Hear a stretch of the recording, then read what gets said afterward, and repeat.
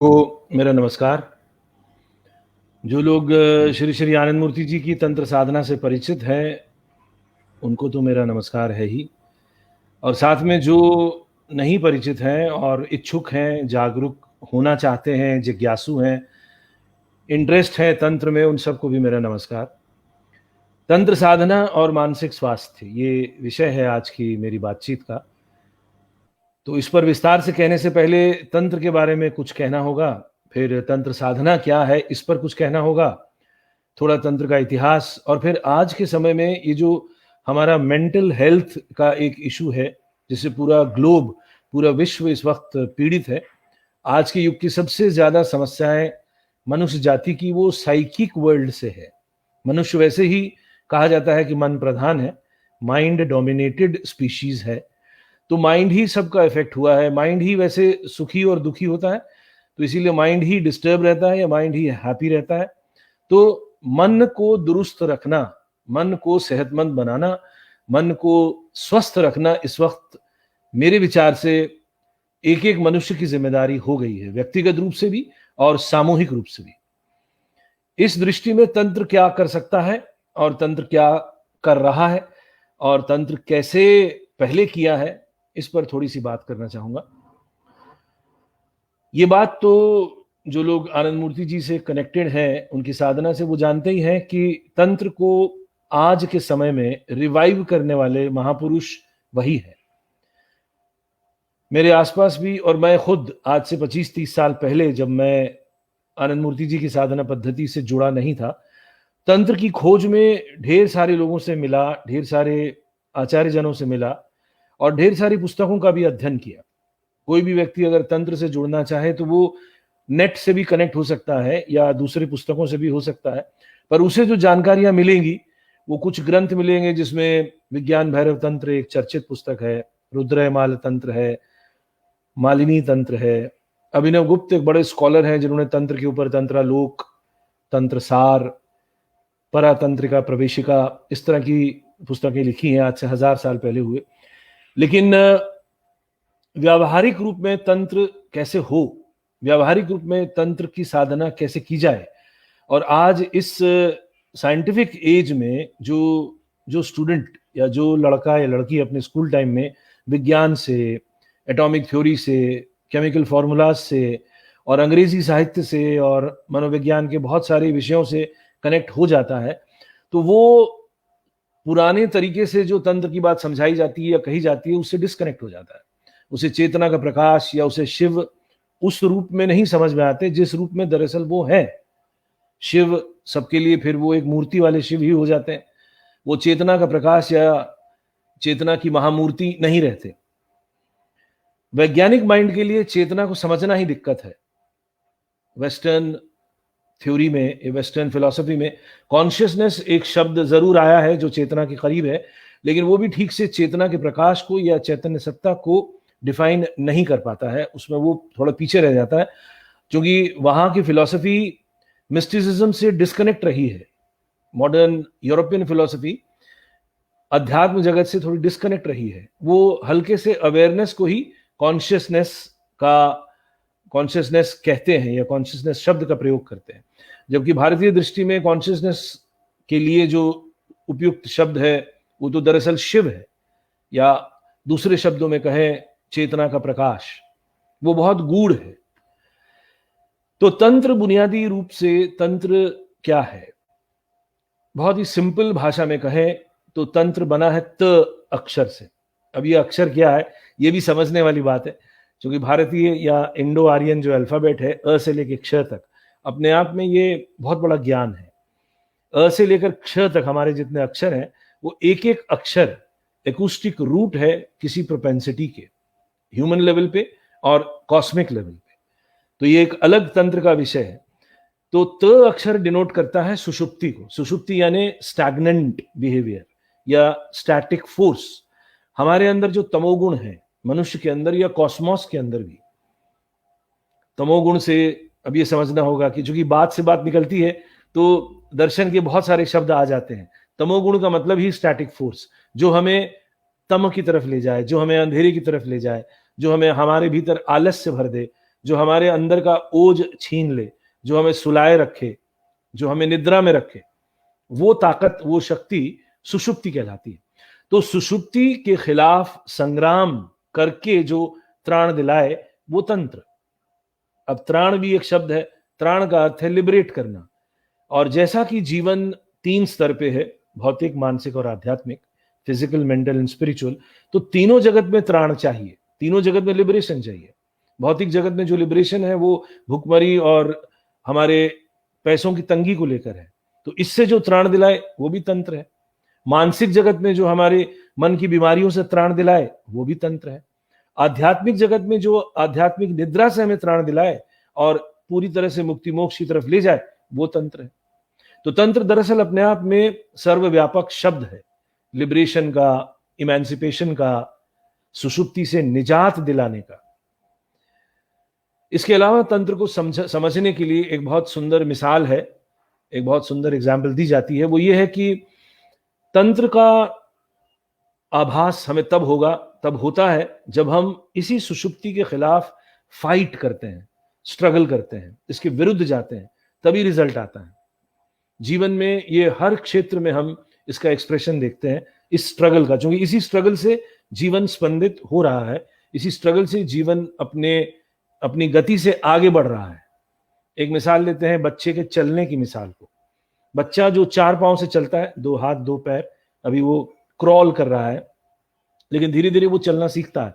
कैसे सीखता है? माँ उसे चलना सिखाती है या पिता उसे चलना सिखाता है और उसे 2 पैर पे खड़ा करते हैं, लेकिन वो खड़ा रह नहीं पाता है, वो गिर जाता है।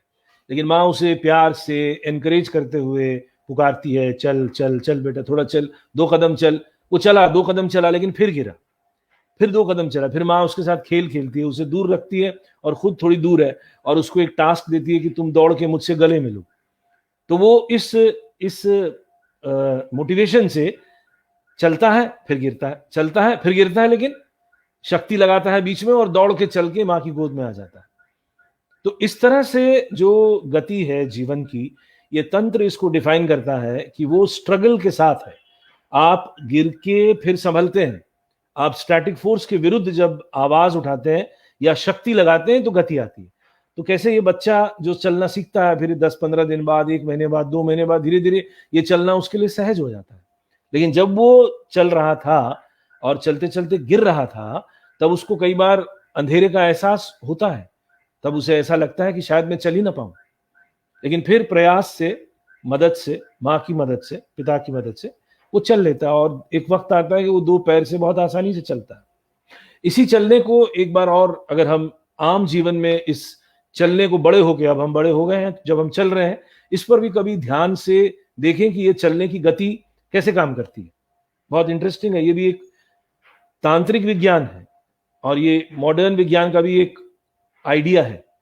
आप देखें, जब भी चलें, अपने आप को गौर से देखें और चलने की प्रक्रिया को देखें और बहुत ध्यान से देखें और ऑब्जर्व करें अपने आप को कि बॉडी कैसे चलती है। लेफ्ट राइट, एक कदम आगे बढ़ाया, फिर दूसरा कदम आगे बढ़ा।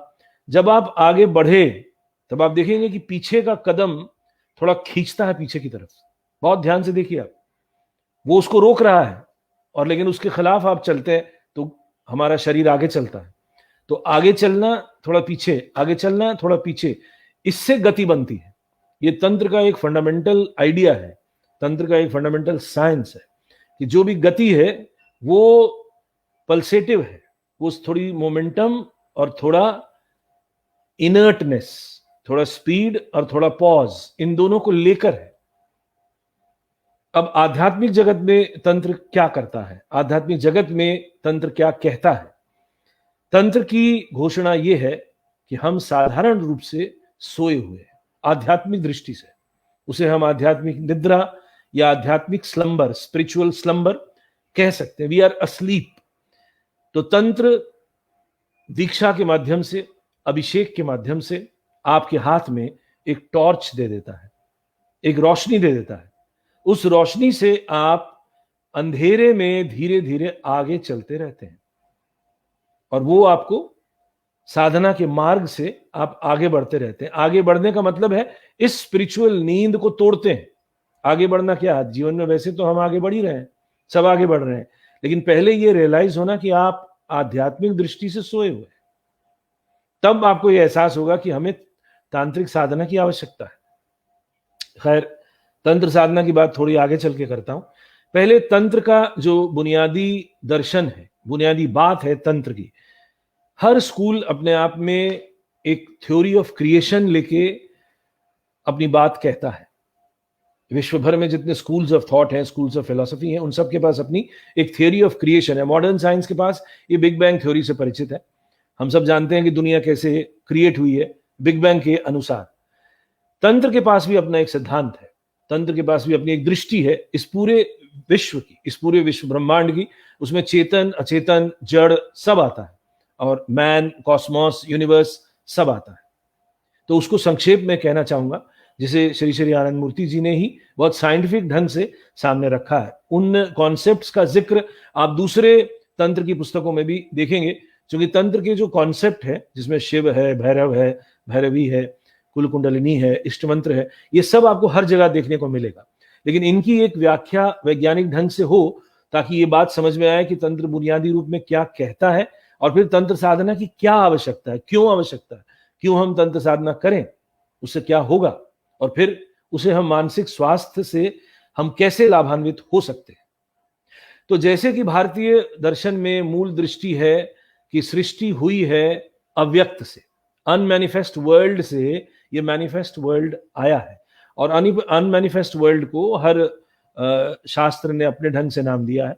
उसे हम निर्गुण ब्रह्म कह सकते हैं।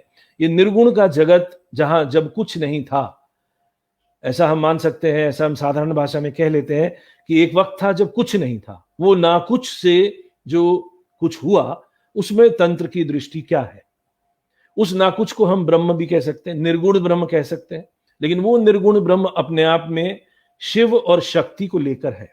तंत्र में ये शिव और शक्ति का आइडिया, या शिव और शक्ति का कॉन्सेप्ट बहुत समय से है, जब से तंत्र की बुनियादी बातें समाज में आई है। अब ये शिव और शक्ति क्या है?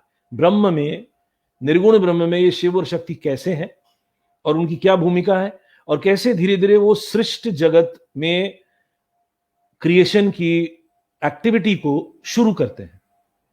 तो उसी ब्रह्म में शिव चेतना के प्रकाश है, और उसी शिव की जो शक्ति है वो त्रिगुणात्मिका है, सत्वगुण, रजोगुण और तमोगुण। इससे ये तीन गुण शक्ति के या प्रकृति के माने गए हैं, और शिव जो है अव्यक्त है।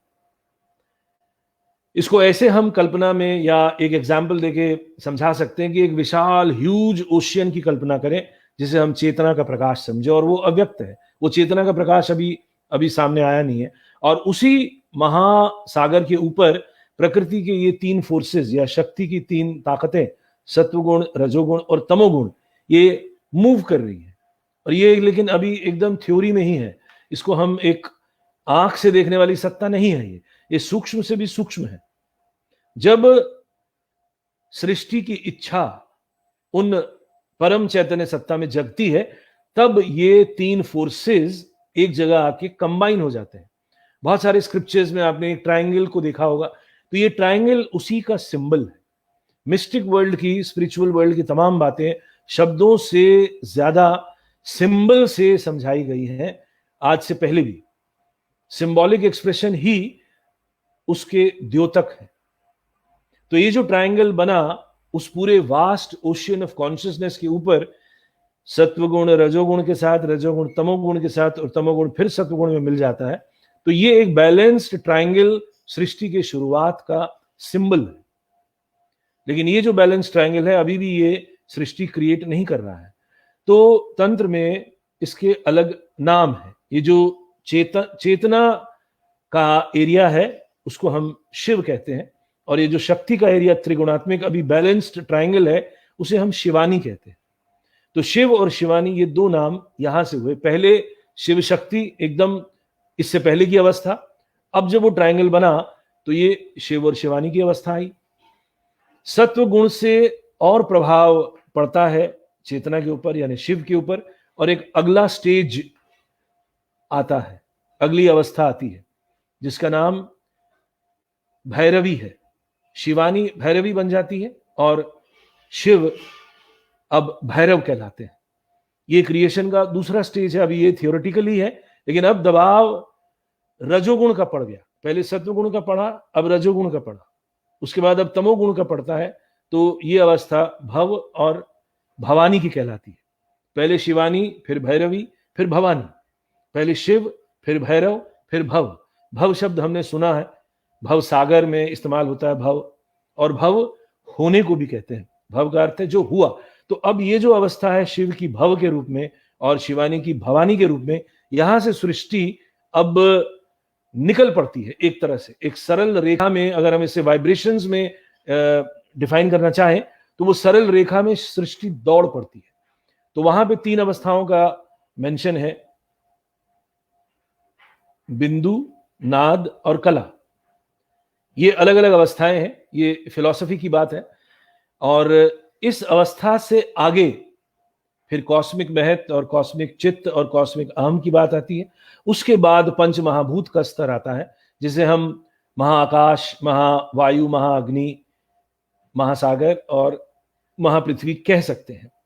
ये एक धारा है सृष्टि की, ये पहली धारा है जिसे फिलॉसफी में संचर क्रिया भी कहा गया है, या बहुत से क्रिश्चियन मिस्टिसिज्म में इसे आर्क ऑफ डिसेंट भी कहा गया है।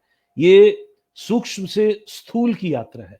It is the movement from Shiva to matter. ये एक धारा है सृष्टि की। तंत्र की थ्योरी ऑफ क्रिएशन में ये फर्स्ट हाफ कहलाता है, इसे इन्वोल्यूशन भी कह सकते हैं। लेकिन यहां से फिर दूसरी धारा चलती है, जब चेतना जड़ बन गई, फिर जड़ में जड़ विस्फोट से उसके भीतर जो कण मौजूद हैं, उन कणों के भीतर विस्फोट होने से एक नया रूप प्रकृति ले लेती है, जो पहले सिंगल सेल, फिर मल्टीपल सेल, फिर लोअर प्लांट्स, फिर हायर प्लांट्स, फिर और बड़े प्लांट्स, फिर लोअर एनिमल, फिर हायर एनिमल, फिर हाईएस्ट एनिमल, फिर मैन। ये अलग एक धारा बनती है क्रिएशन की। तो इस धारा को प्रतिसंचर के रूप से नाम दिया गया है, और आर्क ऑफ एसेंट ऐसा भी कह सकते हैं। ये एवोल्यूशन का मार्ग है। पहला मार्ग इन्वोल्यूशन का है, सूक्ष्म से स्थूल की ओर। दूसरा मार्ग स्थूल से पुनः सूक्ष्म की ओर। तो अब देखिए, इस सृष्टि चक्र के जरिए हम ये समझते हैं कि हम चेतना से आए हैं, हम शिव से आए हैं। ओरिजिनल जो सोर्स है, ओरिजिनल जो क्रिएटिव फैकल्टी है, ओरिजिनल जो क्रिएटिव एनर्जी है, वो शिव शक्ति है। वहां से वो जड़ तक आई है, मैटर तक आई है। मैटर से पुनः एक नई धारा बनी है, और वापस वो मनुष्य तक अपना एक विकास किया। और फिर मनुष्य के अंदर ही वो एक कॉन्फ्लिक्ट की वजह से मनुष्य के अंदर एक प्यास है कि वो अपने घर की तरफ लौटे। उसका घर शिव का घर है, उसका घर चेतना का घर है, क्योंकि चेतना से आया है वो, और उसके अंदर चेतना से मिलन की कामना जगती है। और उस कामना की वजह से वो साधना मार्ग को ढूंढता है, और फिर साधना मार्ग में जब उसे रास्ता मिलता है, फिर वो साधना करते हुए इस शिव की तरफ वापस लौटना शुरू करता है। ये एक तरह का पुनर मूवमेंट है, पुरस्चरण भी इसे कहते हैं।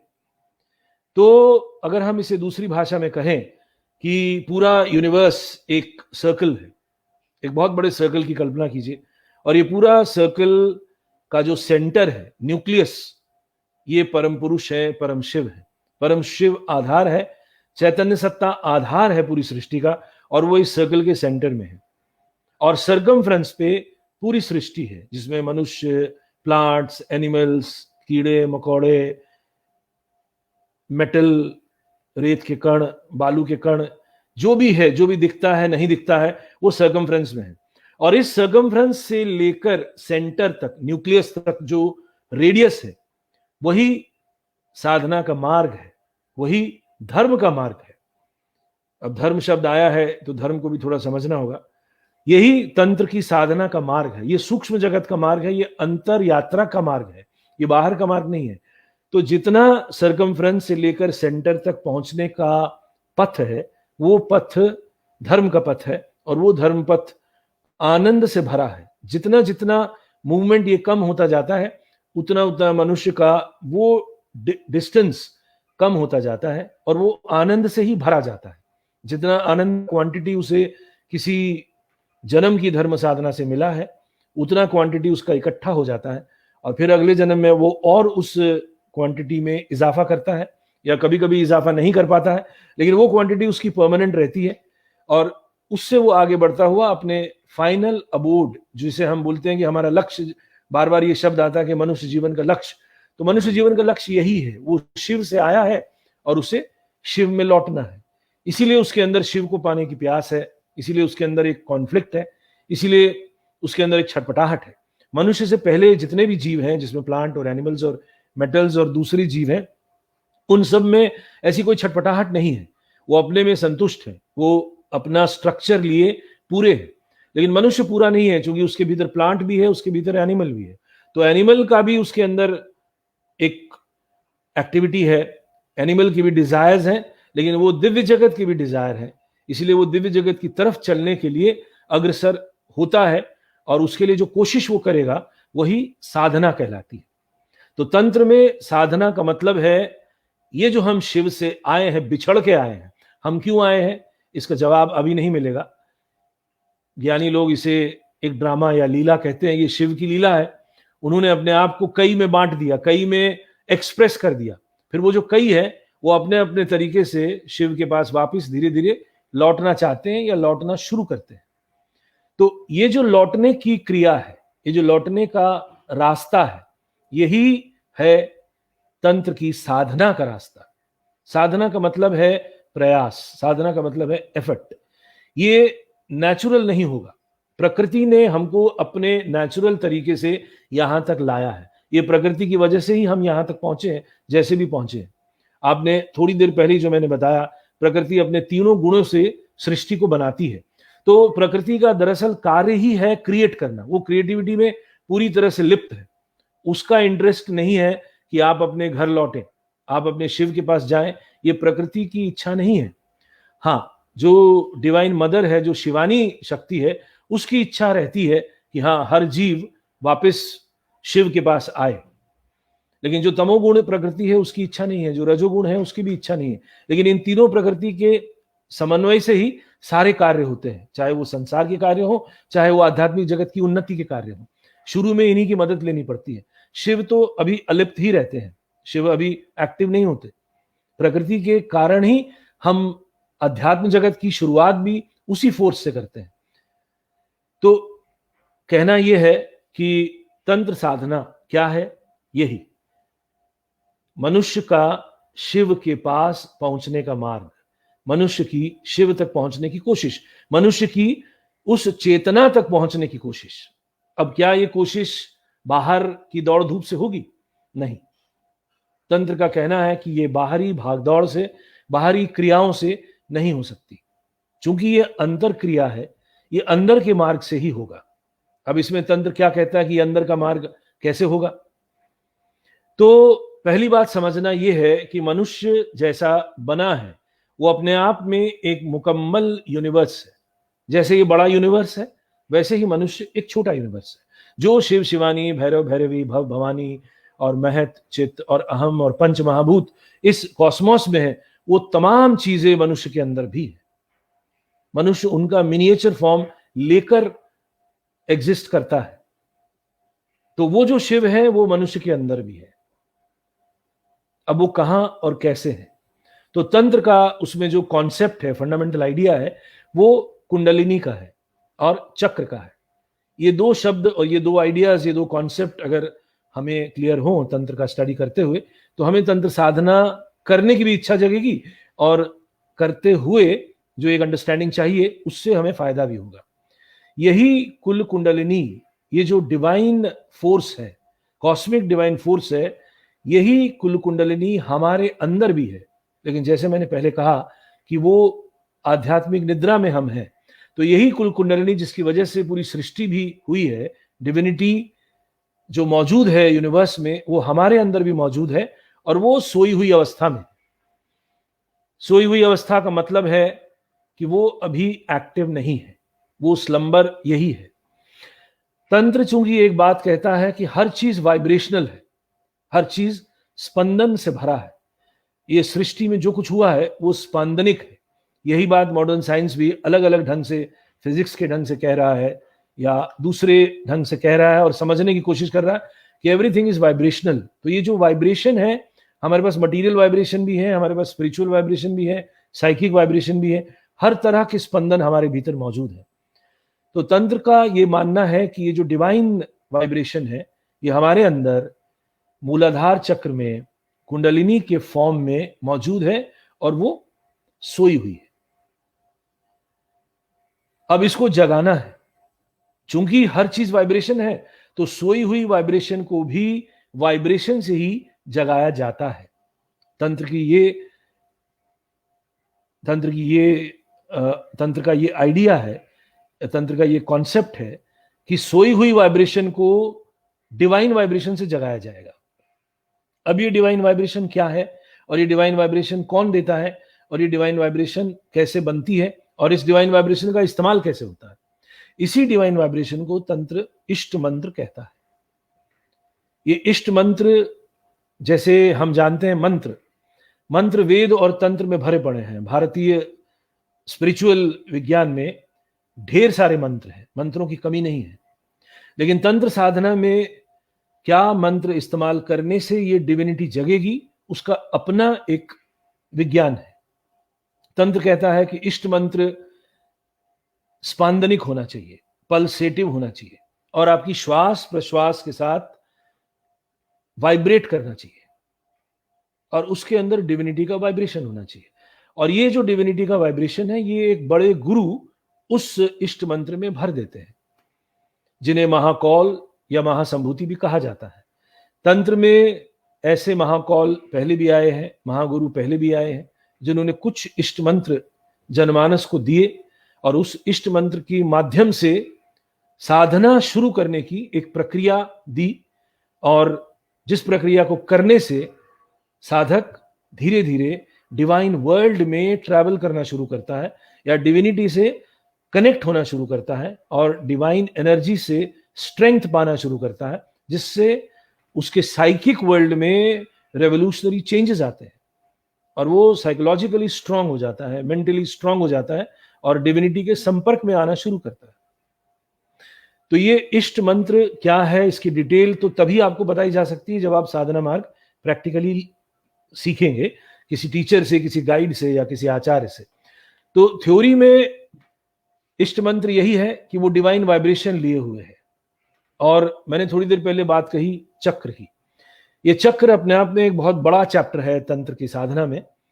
उसको ब्रीफ में या संक्षेप में यूं कहा जा सकता है कि मन और प्राण की मिलित ऊर्जा बुनियादी रूप में चक्र है। इससे जुड़ी हुई जो ज्ञान की बात है वो ये है कि हमारे अंतर जगत में 3 महत्वपूर्ण नर्व चैनल्स की बात है, ईड़ा, पिंगला और सुषुम्ना। सुषुम्ना एक हॉलो चैनल है स्पाइनल कॉर्ड के अंदर, फिजिकल नहीं, साइकिक लेवल पे। उस सुषुम्ना सेंट्रल चैनल के लेफ्ट और राइट से ईड़ा और पिंगला घूमती है, और जहां ये इंटरसेक्ट करती है, सुषुम्ना बीच में है, ईड़ा लेफ्ट से और पिंगला राइट से घूमती है, तो ये जहां इंटरसेक्टिंग पॉइंट है वो पॉइंट चक्र कहलाता है। और वो चक्र बेसिकली आपका एक एनर्जी सेंटर है, और एक एक सेंटर हमारे बहुत से थॉट वेव्स को, हमारी बहुत सी फीलिंग्स को, हमारे बहुत से इमोशंस को, हमारी बहुत सी एक्टिविटीज को कंट्रोल करते हैं। ये तंत्र का एक बहुत ही रेवोल्यूशनरी डिस्कवरी जो कि 7,000, 8,000, 10,000 साल पहले हुई है। तो ये बुनियादी 7 चक्र चर्चित हैं। उसके अलावा 9 चक्र की भी बात है, 12 की भी बात है, 16 की भी बात है। लेकिन फंडामेंटली सभी लोग अगर कुछ पुस्तकों का अध्ययन करके चक्रों के बारे में जानते हैं तो 7 चक्र बेसिकली मान्य है: मूलाधार, स्वादिष्ठान, मणिपुर, अनाहत, विशुद्ध, आज्ञा और सहस्रार चक्र। इनको अगर हम इसे इलेक्ट्रिसिटी और इलेक्ट्रिक स्टेशन से कंपेयर करें, इलेक्ट्रिक ग्रिड जैसे होता है जहां पे एक जगह पूरा इलेक्ट्रिसिटी इकट्ठा होती है, फिर उसके सब स्टेशन होते हैं, तो उसी तरह डिवाइन एनर्जी का एक पूरा स्टेशन है हमारे अंदर, लेकिन अलग अलग चक्र अलग अलग काम करते हैं। मूलाधार बेस चक्र कहलाता है, और ये मूलाधार हमारे सॉलिड फैक्टर को कंट्रोल करता है, सॉलिड यानी पृथ्वी तत्व। इसके अलावा मूलाधार 4 वृत्तियों का कंट्रोलर है: धर्म, अर्थ, काम और मोक्ष। ये आपने सुना भी होगा। इसका कंट्रोलिंग पॉइंट मूलाधार है, जिसका कॉरेस्पॉन्डिंग हमारी बॉडी में फिजिकल पार्ट टेल बोन है। ये इच्छाओं का जगत है। मजेदार बात यहां पे ये देखिए कि काम का जगत भी यहां है, अर्थ का जगत भी यहां है, धर्म का जगत भी यहां है, और मोक्ष भी यही है, इच्छा। क्योंकि फोरमोस्ट चीज है लॉन्गिंग, पहले इच्छा चाहिए। रुपया कमाना है तो पहले इच्छा चाहिए, तो अर्थ, अर्थ यहीं से है। काम जिसे आहार, निद्रा, भय और मैथुन कहते हैं, वो इच्छा भी यहीं से जगती है। तो उसका कंट्रोलिंग सेंटर ये है। इस तरह से तंत्र ने अलग अलग चक्रों को अलग अलग जिम्मेदारी उसकी बताई है। स्वादिष्ठान चक्र जो वाटर या फ्लूइड को कंट्रोल करता है, अपने साथ साथ 6 वृत्तियां या 6 प्रोपेंसिटीज का कंट्रोलर है। मणिपुर चक्र फायर एलिमेंट को कंट्रोल करता है और 10 प्रोपेंसिटीज को कंट्रोल करता है। उसी तरह अनाहत एयर एलिमेंट को और 12 तत्वों को, फिर विशुद्ध आकाश तत्व को और 16 प्रोपेंसिटीज को, और आज्ञा चक्र जो मिड पॉइंट ऑफ आईब्रोज है, वो 2 फंडामेंटल जो डिजायर्स हैं ह्यूमन बीइंग्स के अंदर, परा और अपरा, भौतिक संसार का मास्टरी करना और आध्यात्मिक जगत की मास्टरी, वो दोनों आज्ञा चक्र से नियंत्रित होते हैं। ये मैंने ब्रीफ में बताया। जब कोई साधना सीखेगा तो जाहिर है उसे इन सारी चीजों की जानकारी मिलती है, और जानकारी मिलने से साधना करने में सुविधा होती है। तो साधना है क्या? तंत्र साधना फंडामेंटली हमारे भीतर जो ये कुंडलिनी नाम की सोई हुई दिव्य शक्ति है, इसको जगाने का काम करती है। डिवाइन वाइब्रेशन हमें इष्ट मंत्र से मिलता है। इष्ट मंत्र किस तरह से किया जाता है वो साधना सीखने पे ही पता चलता है। उससे पहले कुछ शुद्धियां सिखाई जाती हैं, पंचतत्व की शुद्धियां। शुद्धियों से हम अपने मन को बाहरी जगत से हटा लेते हैं और अंतर जगत के लिए तैयार करते हैं। फिर डिवाइन वाइब्रेशन के जरिए उस सोई हुई कुंडलिनी पर इस मंत्र से आघात होता है, जिसे हम मंत्राघात भी कह सकते हैं। तो उस मंत्राघात से ये सोई हुई दिव्य सत्ता धीरे धीरे हिलने लगती है, जगती है, और अपना सुषुम्ना नाड़ी से ट्रैवल करती है भीतर की ओर। अब ये जो ट्रैवल है, ये अपने आप में एक रहस्यमय बात है। ये साधारण ट्रैवल नहीं है, ये दिव्य जगत का ट्रैवल है। सोई हुई दिव्य शक्ति सुषुम्ना नाड़ी से आगे बढ़ती है और वो अपने डिवाइन पार्टनर से मिलती है। अब ये अपने आप में मजेदार बात है। डिवाइन पार्टनर क्या हुआ? हमने अभी कॉस्मिक जब थ्योरी बताई तो शिव और शिवानी, भैरव और भैरवी, भव और भवानी, इसका जिक्र किया, क्योंकि हर चीज वहां पे पेयर में है, फेमिनाइन एंड मैस्कुलाइन। शिव है तो उनके संग शिवानी है। शिवानी फेमिनाइन फोर्स है जिसकी वजह से सृष्टि होती है। तो शिव चैतन्य सत्ता है, यही शिव बाद में भैरव बनते हैं और भैरव बाद में भव कहलाते हैं। तो ठीक ऐसे ही कुंडलिनी मनुष्य के भीतर फेमिनाइन फोर्स है, और उस फेमिनाइन फोर्स को अपने मैस्कुलाइन फोर्स से मिलने की आकांक्षा जगती है, और वो उसके मिलन का पथ, तंत्र साधना का पथ है सुषुम्ना नाड़ी के भीतर से। और लेकिन चक्र, क्योंकि जो इंटरसेक्टिंग एरियाज हैं ईड़ा, पिंगला, सुषुम्ना के, वहां पे चक्र अलग अलग वृत्तियों को लेकर है। तो उन चक्रों की प्यूरिफिकेशन या इम्प्यूरिटी की वजह से वो कुंडलिनी या आगे बढ़ती है या रुक जाती है। अगर हमारे चक्र इम्प्योर है, साधारण भाषा में कहें कि अगर हमारा चिंतन इम्प्योर है, हमारे पास ढेर सारी कमियां हैं, हम अनैतिक व्यक्ति हैं, तो ये जो कुंडलिनी अगर जग भी गई तो ये लौट आएगी, ये पुनः अपने स्थान पे वापस आ जाएगी। तो पहले हमें अपने साथ साथ तंत्र साधना में ये जरूरी है कि हमें अपने आप को धीरे धीरे नैतिक भी बनाना पड़ेगा, तब जाके ये चक्रों का जो इंटरसेक्टिंग एरिया है ये खुल जाएगा, ये मार्ग खुलेगा, ऐसा कह सकते हैं। लॉकडाउन खुल जाएगा, हम आज की भाषा में ऐसा कह सकते हैं। अभी लॉकडाउन लगा हुआ है, क्यों? क्योंकि हम इम्प्योर हैं। हम और प्योर होते जाएंगे। जैसे जैसे हम प्योर होंगे वैसे वैसे हमारा ये भीतरी चक्रों का लॉकडाउन खुलता जाएगा, और जो सहस्रार चक्र में अंतिम लक्ष्य है शिव का, वो इस कुंडलिनी का मिलन उस शिव से हो जाएगा। यही धर्म साधना का मूल सिद्धांत है। ये अलग अलग तंत्र में अलग अलग ढंग से इसकी व्याख्या हुई है। जीव का शिव से मिलन शिव तंत्र में कहा जाता है। वैष्णव तंत्र में यही कुंडलिनी को राधा या राधिका शक्ति के नाम से कहा गया है, और सहस्रार में जो शिव है उसे कृष्ण कहा गया है। और जो ढेर सारे वैष्णव लिटरेचर में राधा और कृष्ण के मिलन की बात है, वो इसी भीतरी मिलन की बात है। राधा कोई स्त्री नहीं है, कोई प्रेमिका नहीं है, राधा आपकी कुंडलिनी शक्ति है। मजेदार बात यह है, राधा शब्द बना कैसे? राधा शब्द धारा को उल्टा करो तो राधा बनता है, धारा का मतलब है प्रकृति अपने धारा में चलती है, लेकिन जब व्यक्ति साधना के मार्ग पे चलता है वो धारा के विपरीत चलना शुरू करता है। तो धारा के विपरीत चलने वाला कौन बना? राधा। धारा को उल्टा करो तो शब्द बनता है राधा। तो राधा हर वो साधक है जो अपने इष्ट यानी शिव या कृष्ण से मिलना चाहता है। अभी कृष्ण जन्माष्टमी थी तो उस पर भी मैंने एक जगह यही बात कही थी कि ये राधा आप ही है, ये जीव है, ये राधा वही सोई हुई दिव्य शक्ति है, आप ही है वो दिव्य, और आप सोए हुए हैं। लेकिन आपको कृष्ण की पुकार है। हर एक के मन में कृष्ण की बंसी कभी ना कभी बजती है, तो कृष्ण बांसुरी से पुकारते हैं। इसका अर्थ यही है कि ये कुंडलिनी नाद के जरिए जब आदमी साधना करता है तो कुछ कुछ नाद भी सुनाई देते हैं, तो उन नाद के सहारे वो ट्रैवल करती है और अपने इष्ट तक पहुंचना चाहती है। और जो पहुंच पाई, जिस मनुष्य के शरीर मन में ये यात्रा पूरी हुई, उसी का जीवन मुकम्मल हुआ, उसी का जीवन फाइनली लिबरेट हुआ। और ये जो पूरा पथ है ये आनंद से भरा है। ये पूरे पथ में आनंद आनंद की अनुभूति होती है, और जितना ज्यादा आनंद का आप स्वाद लेते जाएंगे उतना आप आगे बढ़ते जाएंगे।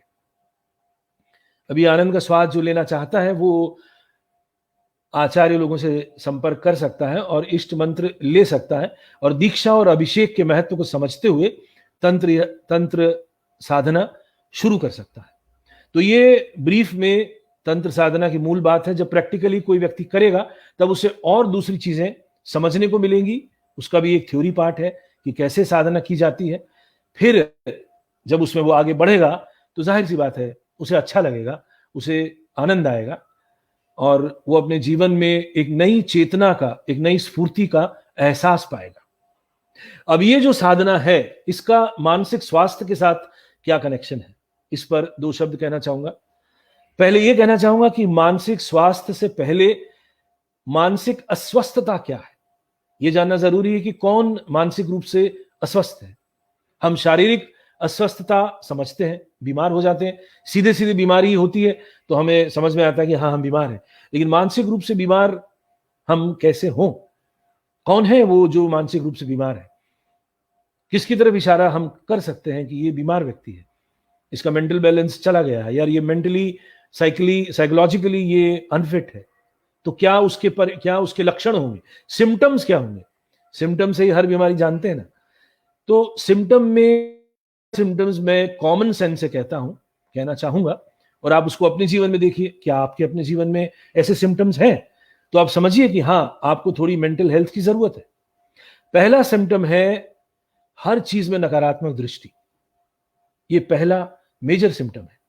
अगर आप और आपके आसपास ऐसे कुछ लोग हैं जो वेदर से लेके, सरकार से लेके, घर से लेके, बच्चों से लेके, सोसाइटी से लेके, समाज से लेके, संस्था से लेके, जहां भी केवल नकारात्मक देखते हैं, फंडामेंटली पेसिमिस्ट।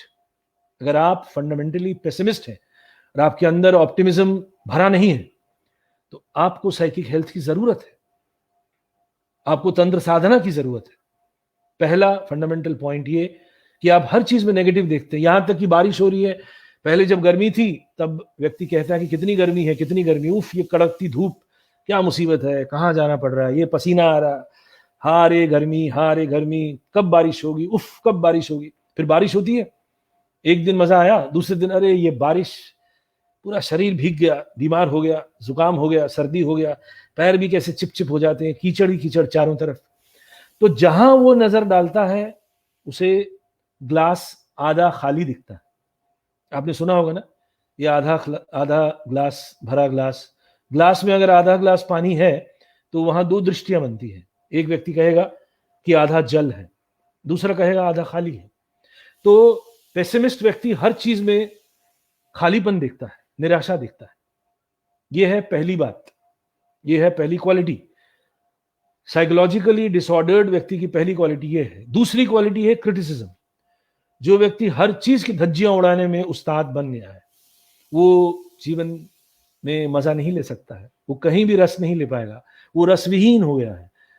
वो उसको खाना परोसो तो वो खाने में सबसे पहले कमियां निकालेगा, क्रिटिसाइज करेगा। उसको कोई नाटक दिखाओ, कोई फिल्म दिखाओ, वो धज्जियां उड़ा देगा, फिल्म की, नाटक की। कोई संगीत का कार्यक्रम दिखाओ, वहां भी वो धज्जियां उड़ा देगा।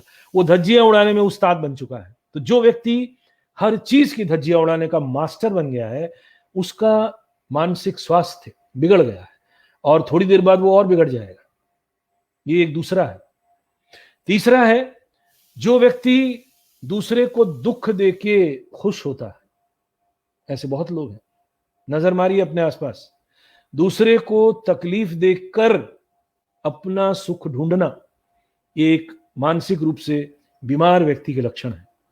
और ये बीमारी दिखती नहीं है, क्योंकि वो वैसे बहुत हेल्दी है, वो फिजिकली फिट है, लेकिन वो आपको जली कटी सुना के, आपके अंदर फॉल्ट पैदा करके, आपके अच्छे काम को बुरा बता के, आपको आसपास के लोगों में नीचा दिखा के खुश होता है।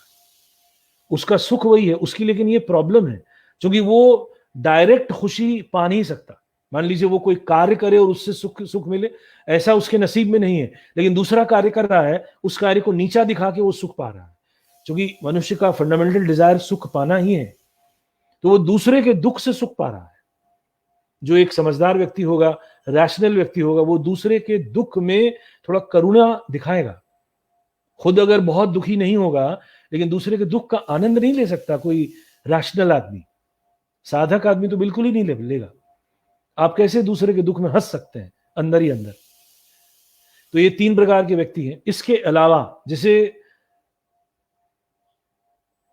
अपने भीतर से सुख नहीं मिलता है, ये एक थोड़ा सा सूक्ष्म विश्लेषण में कर रहा हूं, जो अपने किसी कार्य से, अपने किसी भीतरी अवस्था से खुशी या सुख नहीं पाता है, या यूं कहें जो हमेशा खुशी के लिए, सुख के लिए, प्लेजर के लिए पर निर्भर है, दूसरे पर निर्भर है, ये व्यक्ति भी थोड़ा सा साइकोलॉजिकली अनहेल्दी है। Because you are not abled, you have not learned the art of becoming happy directly. You can't enjoy sunlight. You can't enjoy sunset. You can't enjoy good music. You're enjoying it through somebody. You're like a parasite. तो ये जो parasite वाला मनुष्य है, parasite वाला व्यक्ति है, ये हमेशा किसी और से सुखी होने की कोशिश करेगा। वो डायरेक्ट खुद सुख नहीं ले पाता, क्योंकि उसका वो इंस्ट्रूमेंट ही काम नहीं करता। उसको अगर कहीं बाहर भी सैर करने जाना है तो उसे एक सहारा चाहिए। तो उसकी वजह अगर हम तंत्र से देखें तो उसकी वजह बहुत है, उसके अंदर भय है, शायद उसके अंदर बहुत सारा भय इकट्ठा हुआ है। तो भयभीत व्यक्ति कभी भी सुखी नहीं हो सकता। अब भय का जिक्र आया तो शास्त्र में हमारी जो नेगेटिव एनर्जीज है उसका एक विश्लेषण बहुत पहले से ज्ञानी लोगों ने किया है, जिसे हम षड्रिपु और अष्टपाश कहते हैं। जिसके अंदर ये षड्रिपु और अष्टपाश ज्यादा मात्रा में है, उसे भी साइकिक हेल्थ की जरूरत है। ये षड्रिपु क्या है?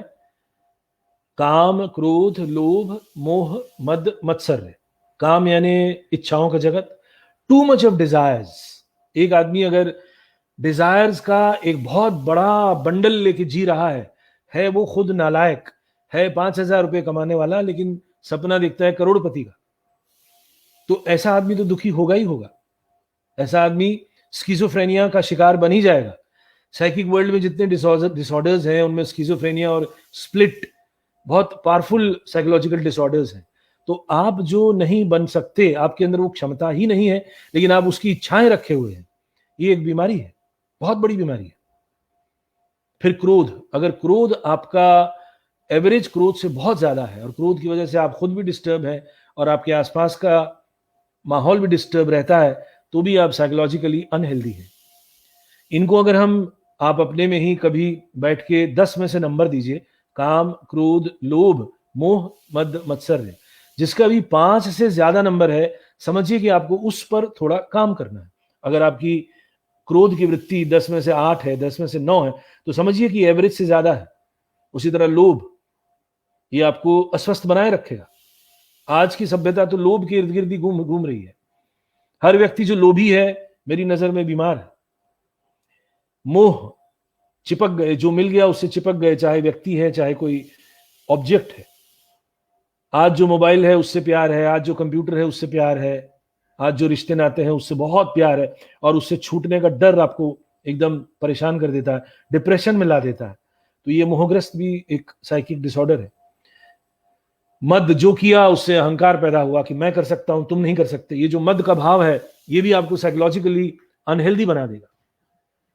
आप दूसरे को तुच्छ समझेंगे। दूसरे को तुच्छ समझना एक बहुत बड़ी बीमारी है, और दूसरे को बराबर समझना ये सेहतमंद व्यक्ति की निशानी है। दूसरे को महान समझना हमेशा ये भी बीमारी के लक्षण है। इसीलिए आदर्श व्यक्ति समभाव का अभ्यास करता है। तुम और मैं बराबर है, क्योंकि दृष्टि आध्यात्मिक है। अगर आध्यात्मिक दृष्टि हो तो कौन करोड़पति और कौन अरबपति, सब बराबर है। और आखिरी में ईर्ष्या यानी मत्सर्य। मत्सर्य बहुत बलवान रिपु है और हमारी चैन और हमारी नींद उड़ाने वाला ये वृत्ति, इस पर भी काम करना पड़ता है। और ये भी अगर 10 में से आपके 6, 7, 8, 9 नंबर है तो हम साइकोलॉजिकली अपने आप को अनहेल्दी कैटेगरी में रखेंगे, और इसलिए हमें साधना के माध्यम से इसको ठीक करना पड़ेगा। या दूसरे भी कई मार्ग हैं, साइकोलॉजिकल रास्ते हैं, लेकिन पहले थोड़ा सा आइडेंटिफाई करना पड़ता है। उसी तरह अष्टपाश में घृणा, शंका, लज्जा, भय, कुल, शील, मान, जुगुप्सा, ये जो हमारी 8 बॉन्डेजेस है, इनसे हमारा मन बंधा हुआ है। वो बंधन हमको छोटा बनाता है, हमको संकुचित कर देता है, हमारे अंदर हमें मानसिक रूप से बीमार कर देता है। जबकि इसका उल्टा, जो मैंने अभी थोड़ी देर पहले बताया, तंत्र साधना में जब हम इतनी इस तरह से साधना करते हैं और शिव को अपना लक्ष्य मान के एक अंतर यात्रा पे चल पड़ते हैं, तब धीरे धीरे हमारा मन मजबूत होता जाता है। मजबूत मन की निशानी क्या है? पहली निशानी कि अनर्गल विचार समाप्त होना शुरू होते हैं। हमारे पास अगर 1000 विचार है, 1000 इकट्ठा होती है, अगर मान लो एक डिग्री दे दे विचारों की और भावनाओं की, 1000 मान ले उसको, तो उसमें से मैं कहूंगा 800 तो फालतू होते हैं, यूजलेस होते हैं, उसका कोई मतलब नहीं होता। हमारी एक शक्ति है, कल्पना की शक्ति। हम कल्पना शक्ति से बहुत कुछ सोचते हैं, उसमें 70 to 80% नेगेटिव होता है। कोई भी आप काम ले लीजिए जीवन में, जब आप कोई काम करने जाते हैं, आप घर से बाहर निकले किसी काम के लिए, आप देखेंगे अगर आपने मन को ऐसे ही, आपका मन कमजोर है या बीमार है, तो अनर्गल विचार बहुत आएंगे। अगर मेरा एक्सीडेंट हो गया तो, अगर वो गाड़ी मेरे ऊपर आ गई तो, अगर मेरा पाँव फिसल गया तो, अगर ये जो पैसे मेरी जेब में है किसी ने छीन लिए तो, अगर पुलिस वाले ने मुझे पकड़ लिया तो क्या होगा? तो क्या हुआ? जेल हो जाएगी। जेल के बाद क्या होगा? मेरे घर वाले मुझे ढूंढेंगे, मैं नहीं मिल पाया तो, अगर मुझे कोविड अटैक हो गया तो, अगर मैं यहाँ हॉस्पिटलाइज हो गया तो। इस तरह के 1000 विचार दौड़ते रहते हैं, चलते रहते हैं। मन जो है विचारों की एक बड़ी जबरदस्त फैक्ट्री है, उसमें पॉजिटिव नेगेटिव लगातार चलते रहते हैं, और ये कल्पना की शक्ति से ही होता है। मैं आपको एक मजेदार बात बताना चाहता हूं, यही कल्पना की शक्ति को कंट्रोल करती है हमारी तंत्र साधना। तंत्र साधना में इष्ट मंत्र के माध्यम से हमारे पास जो ढेर सारे विचार हैं, यूजलेस विचार हैं, वो सब हट जाते हैं। हटते हैं, एकदम जादू की तरह नहीं, धीरे धीरे हटते हैं, धीरे धीरे हटते हैं, और मन धीरे धीरे फोकस होना शुरू होता है। मन जब फोकस होना शुरू होता है तो मन स्ट्रांग हो जाता है। वो 1000 विचार 100 में आ जाते हैं, 100 50 में, 50 10 में, तो 10 विचार और फिर एक वक्त में एक विचार, इससे मन बलवान होता है, मन को एक दिशा मिलती है, मन एकाग्र होता है। ये एकाग्र मन जो चाहेगा वो करेगा। तो हुआ क्या साधना से? खामखा के विचार हटे, खामखा की भावनाओं पे कंट्रोल आया और मन एकाग्र चित्त हुआ। एकाग्र चित्त मन प्रसन्न चित्त मन होगा। एकाग्र चित्त मन खुशी से भरा रहेगा, क्योंकि उसके पास कंफ्यूजन नहीं है, क्योंकि उसके पास थॉट वेव्स में कोई कॉन्फ्लिक्ट नहीं है। समस्याएं आती हैं कॉन्फ्लिक्टिंग थॉट से, समस्याएं आती हैं कॉन्फ्लिक्टिंग वेवलेंथ से। करूं या ना करूं, करूं या ना करूं, होगा या नहीं होगा, ये अच्छा है, ये अच्छा नहीं है, ये अच्छा है, कम अच्छा है, इधर जाऊं या उधर जाऊं। ये जो लगातार मन में द्वंद्व चलता रहता है, और द्वंद्व हर जगह है, हर दिन आप देखेंगे द्वंद्व से भरा है।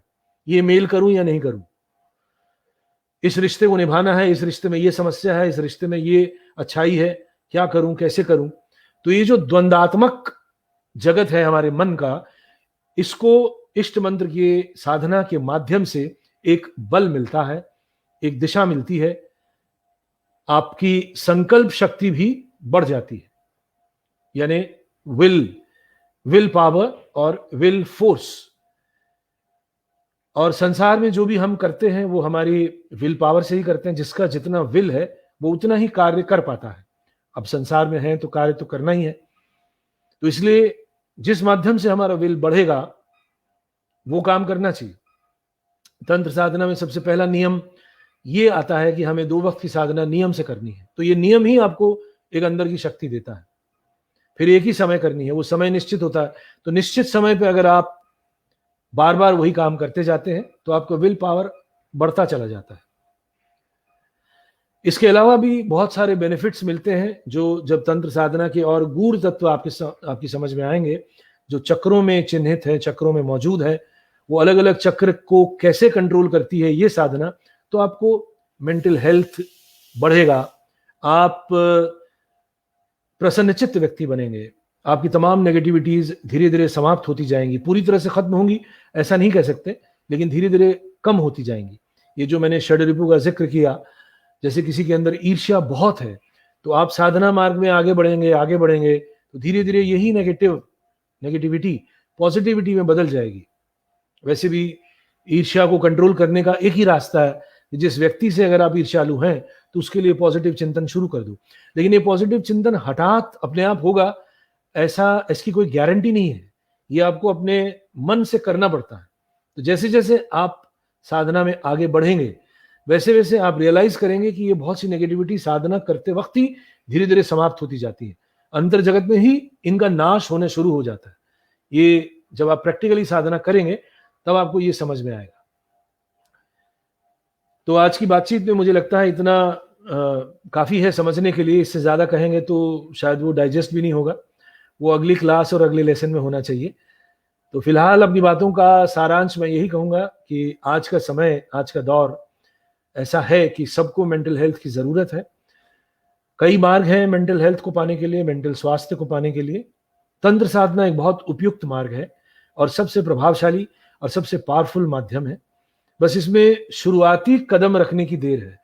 एक बार शुरू में ही भय लगता है, शुरू में ही, चूंकि तंत्र को लेकर बहुत सारी उलझलूल बातें लोगों ने सुनी है और उन उलझलूल बातों की वजह भी है कि तंत्र के दो भाग हैं, विद्या तंत्र और अविद्या तंत्र। ये अविद्या तंत्र की वजह से पिछले मेडिवल एजेस में अविद्या तंत्र का विकास बहुत हुआ था और उसकी वजह से पश्चिम में, यूरोप में भी और हमारे देश में भी जो अविद्या तंत्र के चीजें हैं वो लोगों ने ज्यादा मात्रा में अप्लाई की थी और विद्या तंत्र थोड़ा लुप्त हो गया था या छिपा छिपा ही रहा, ऐसा कह सकते हैं।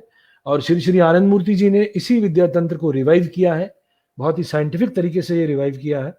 अननेसेसरी जो शास्त्रों में लिखी हुई बातें हैं उनको हटा दी गई हैं और जितना चाहिए उतना रखा है। उनका दर्शन और उनकी साधना पद्धति एकदम तीर के माफिक है। उसको अगर आप एक बार समझेंगे तो एप्लीकेशन में ज्यादा समय नहीं लगता है। और अगर आप थोड़ी भी इच्छुक हैं, इच्छा होनी चाहिए, अगर इच्छा शक्ति है तो आप जरूर इस तरफ कदम उठाएंगे। और मैं समझता हूं कि आज की बातचीत से आपके अंदर ये इच्छा शक्ति जगे। मेरी ऐसी कामना है, मेरी ऐसी इच्छा है कि आप लोग तंत्र साधना में व्यावहारिक रूप से आगे आए। जिन्होंने साधना ली है, साधना करते हैं, वो और करें, कसके करें और समय दें, क्योंकि ये समय है और साधना करने का। क्योंकि वायुमंडल में, एनवायरनमेंट में ही नकारात्मक ऊर्जा हावी है और तंत्र के हिसाब से जब जब नकारात्मक शक्तियां प्रबल होती हैं तब तब साधना का एक उपयुक्त अवसर होता है।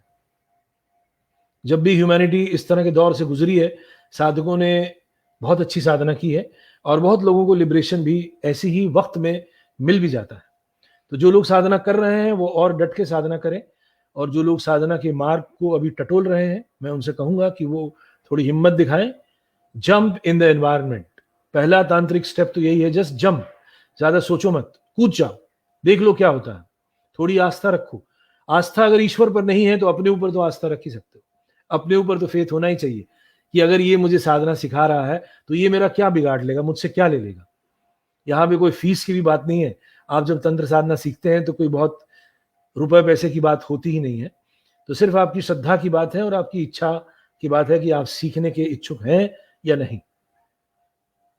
तो इस कामना के साथ कि अधिक से अधिक लोग तंत्र साधना सीखें, तंत्र के मार्ग को अपनाएं, मन को मजबूत करें, मानसिक रूप से स्वस्थ रहें, इस कामना के साथ मैं अपनी आज की बातचीत यहीं पे समाप्त करता हूं।